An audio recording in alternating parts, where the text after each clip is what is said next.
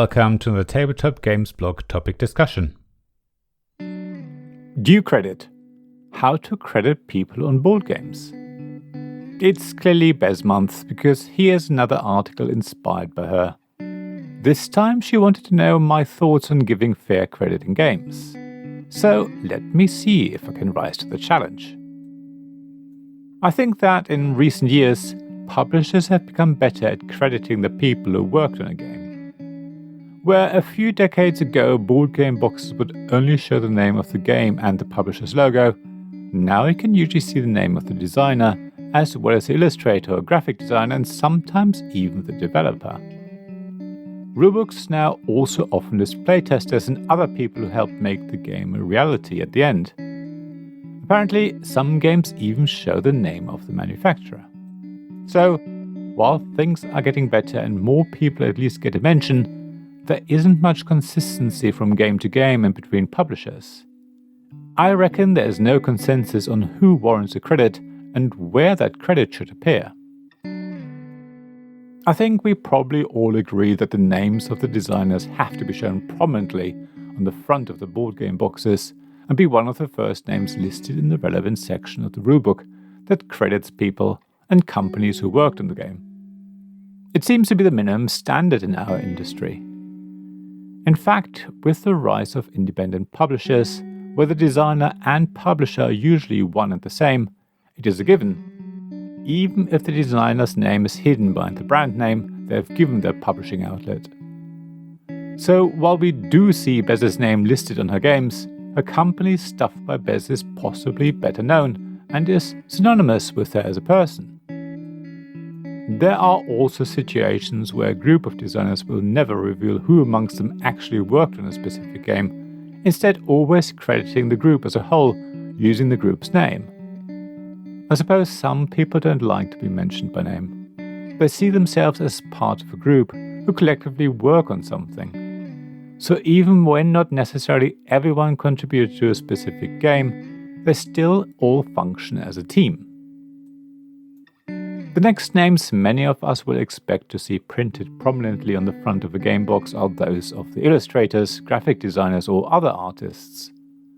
I think many of us have started to be able to recognize certain illustrator styles. Some illustrators have become celebrities within our hobby in their own right, separate from the designers or publishers they usually work with. I mean, just think of Kwansha Moria or Roland McDonald. Their art style isn't only very distinctive, but they are also very well known in our hobby. On the other hand, many publishers rely on only one or two illustrators for their games.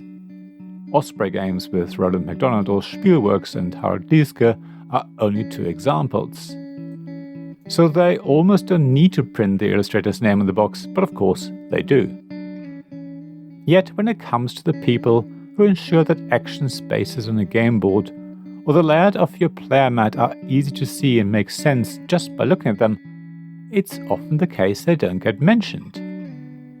Graphic designers' work is hugely important to allow us, the playing public, to make playing the game easier. We all probably know of examples where the beautiful artwork of a highly detailed game board makes it impossible to see where to place your workers, or where symbology has gone mad and is more confusing than helpful. Sometimes graphic designers do get mentioned on the cover of a game box, but at the very least they should appear alongside the illustrator in the rulebook's credits section. Another group of important people are the developers. They are probably not so common in indie publisher circles, but certainly big corporate publishers have at least one developer on hand to turn a great game into an amazing one, or to tweak a game's setting or theme to fit into the publisher's product catalog more seamlessly.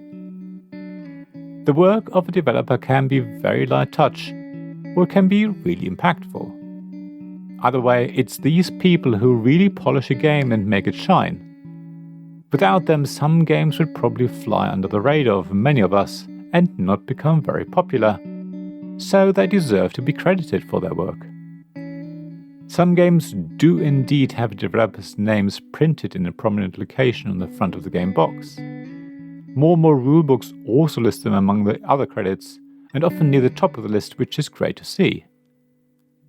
Playtesters are another important group of people whose input can have a huge influence on the success of a game. Whether these people are employed by the publisher, are part of a group that meets regularly, or part of targeted playtest sessions arranged on behalf of the designer or publisher, their names also deserve a mention. Again, most rulebooks do list the names nowadays, and sometimes they even appear on the back of a board game box. That's especially true for indie publishers and for games that were produced with the help of a crowdfunding campaign. However, there are even more people who have helped to make a game a reality. From the marketing team, to the rulebook writers, to the translators, to the manufacturer, to the logistics firm, to lots of other people. There are probably dozens upon dozens of people involved.